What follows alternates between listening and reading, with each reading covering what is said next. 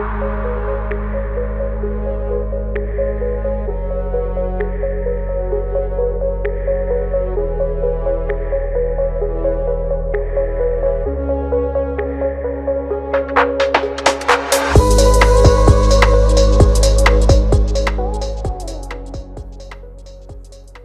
Morning, नमस्ते।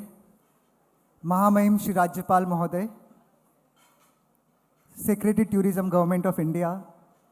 श्रीमती क्रांति खोब्रागौड़ जी, deputy secretary DP, और माननीय श्री बुलाल जी, सभा में उपस्थित तमाम मेरे साथियों जिन्होंने पिछले 10-11 सालों से CSR, फिलान्थ्रोपी और सस्टेनेबिलिटी के एरियाज़ में हमारे साथ ये जर्नी प्रारंभ करी है, या हमें आपके सहयोग से बहुत कुछ सीखने को मिला है, उसके लिए हम आप सभी के कृतज्ञ हैं। माननीय महामहिम महोदय का हार्दिक आभार, जिन्होंने हमारा एक छोटा सा अनुनय स्वीकार करके इस CSR की इस पहल को और बड़ा मंच प्रदान करने के लिए अपनी उपस्थिति प्रदान की। माननीय महोदय केवल राजस्थान से इस कार्यक्रम के लिए हमारे बीच पधारे हैं, तो आपका पूरे CSR समुदाय की तरफ से हार्दिक हार्दिक स्वागत एवं आभार।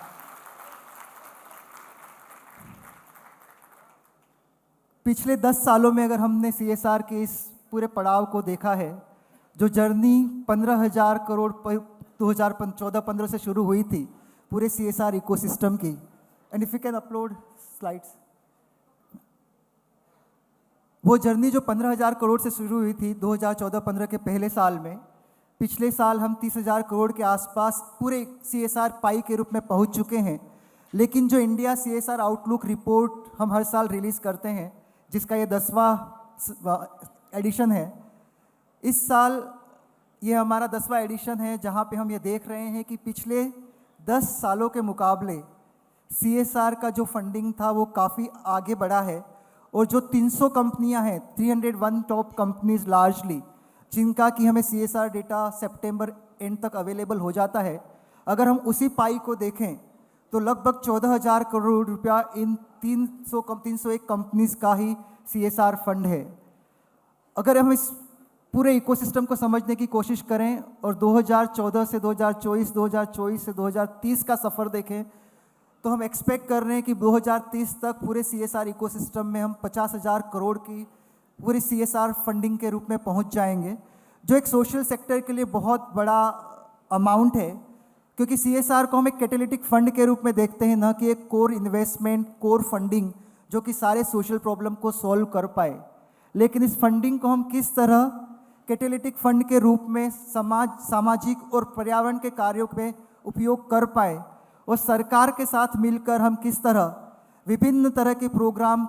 कर पाएँ, और एक इनोवेशंस स्टार्टअप इकोसिस्टम के साथ साथ क्लस्टर बेस्ड अप्रोच हो या कोई थीमेटिक एरिया हो, उसमें किस तरह काम कर पाएँ, उसमें यह CSR का जो फंड है वो काफ़ी सहयोग प्रदान करता है।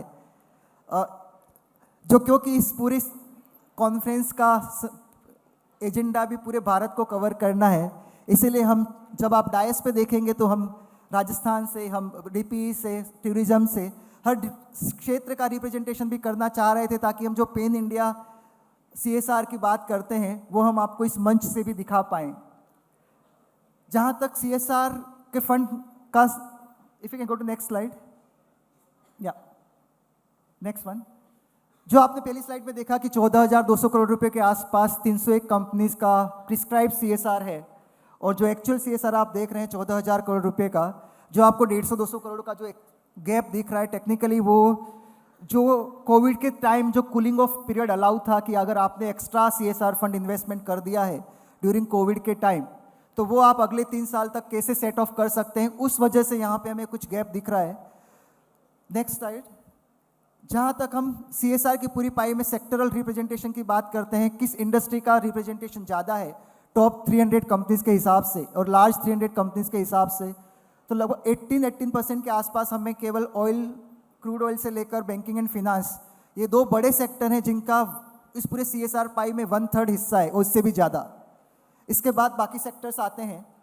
नेक्स्ट स्लाइड, ये बहुत इंपॉर्टेंट स्लाइड है हमारे लिए समझने के लिए। जब हम 2014-15 में CSR की बात कर रहे थे, एवरेज जो स्पेंडिंग थी पर कंपनी की,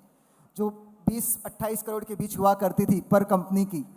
अब वो बढ़ के 50 करोड़ से ऊपर पहुंच चुकी है लगभग पर कंपनी, और इनमें से 91% ऑफ द कंपनीज वही हैं जिनको हमने 2014-15 में मैप किया था। तो ये इसका मतलब है कि जिस तरह से भारत की अर्थव्यवस्था बढ़ रही है, जिस तरह से बिजनेस आउटलुक ग्रो कर रहा है पूरे भारत का, उसी के अनुसार हमारा CSR इकोसिस्टम भी ग्रो कर रहा है, जो कि अगर आप एनुअल एवरेज देखेंगे तो 7 से 12% की रेट पर CSR फंड एनुअली ग्रो करता है भारत में। एंड वी आर एक्सपेक्टिंग कि next 2-3 it might go in a very higher segment because of lot many companies which started their journey post COVID,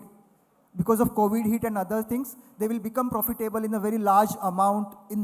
this financial year onwards. तो एक बहुत बड़ा CSR fund हमारे पास अवेलेबल है इस sector में, जो कि विभिन्न कार्यों के लिए उपयोग में लाया जाता है।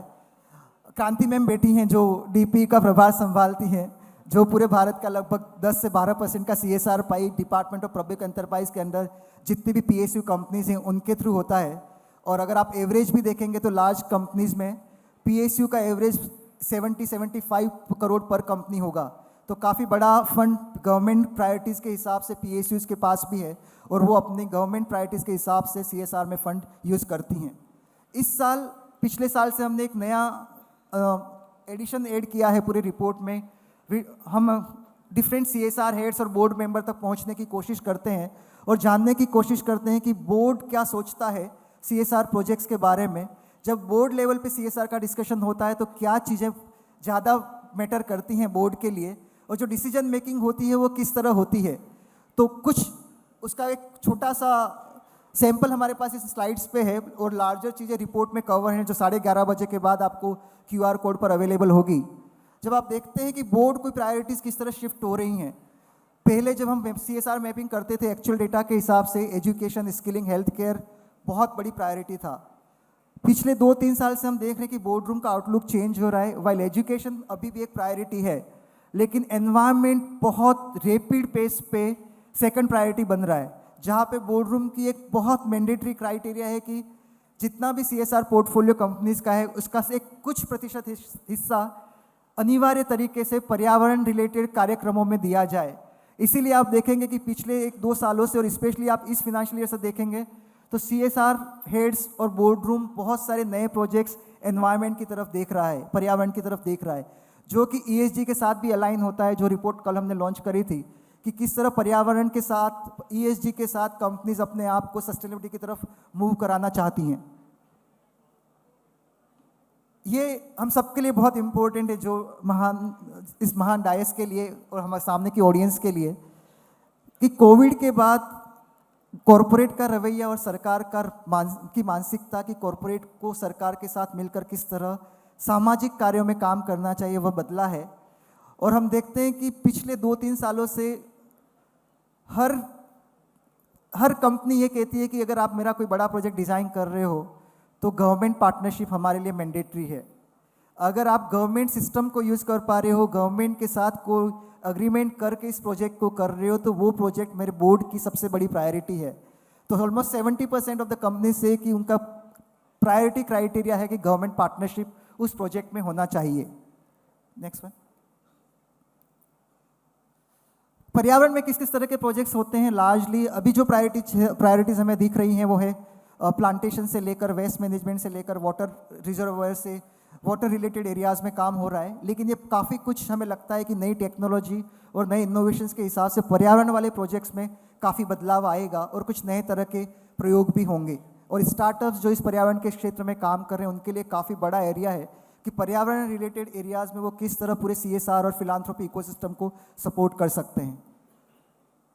इस बार हमने एक नया सेक्शन ऐड किया है। हर बार हमें नॉन प्रॉफिट्स बोलते थे कि NGO के बारे में आप अपनी रिपोर्ट में कभी नहीं लिखते हैं, जो कि कोर इम्प्लीमेंटेशन पार्टनर है। इस बार हमने भारत के 600 बड़े इम्प्लीमेंटेशन पार्टनर तक आउटरीच करके जानने की कोशिश करी कि आपका CSR के तरफ CSR में एक्सपीरियंस क्या रहा है और किस तरह का बदलाव आप देख रहे हैं। हमने भी ये पाया कि जो बड़े इम्प्लीमेंटेशन पार्टनर हैं उनके पास अभी भी जो बड़े प्रोजेक्ट्स हैं वो एजुकेशन की तरफ हैं और एनवायरनमेंट की तरफ ज़्यादा हैं। स्पेशली लास्ट फिनेंशियल ईयर के बाद उनके बड़े इम्प्लीमेंटेशन पार्टनर्स के बाद पास हेल्थ हमें देख रहा है थोड़ा सा कहीं कहीं हमें लग रहा है कि छूट रहा है पीछे, but as soon as we start looking at philanthropy as well, तो हेल्थ भी अपने में प्रायोरिटी पे आएगा। एक बड़ा, if you go to previous slide,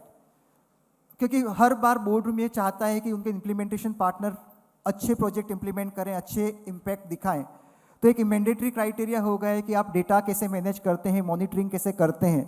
तो आप किस तरह के टूल, किस तरह की टेक्नोलॉजी और किस तरह के सिस्टम को यूज़ करते हैं अपने प्रोजेक्ट डेटा के लिए।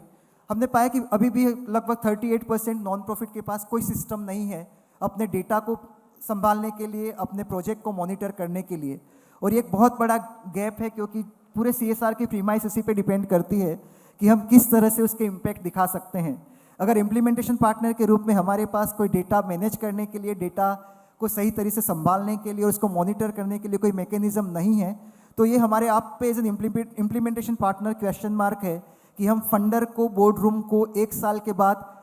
आउटकम और इम्पैक्ट किस तरह दिखा रहे हैं। तो ये हमने कोशिश करी है कि जो भी जिस तरह के गैप्स हमें इस पूरे सेक्टर में दिख रहे हैं, इस रिपोर्ट के माध्यम से हम पूरे CSR फ्रेटर्निटी को बता पाएँ, डिसीजन मेकर्स को बता पाएँ कि किस तरह हम इस सेक्टर को नेक्स्ट लेवल पे ले जा सकते हैं और CSR इकोसिस्टम को ज़्यादा इम्पैक्टफुल बना सकते हैं। CSR बॉक्स के रूप में हम लोगों को बहुत गर्व है कि ये रिपोर्ट CSR का सबसे ज़्यादा डाउनलोड होने वाला रिपोर्ट है। We get close to 7.5 lakh downloads for this report every year in India itself. So thank you to the team which has worked on this. Thank you to all of you for making us reach at this destination. माननीय महामहिम महोदय और सम्मानित मंच का again welcome और हार्दिक आभार। धन्यवाद।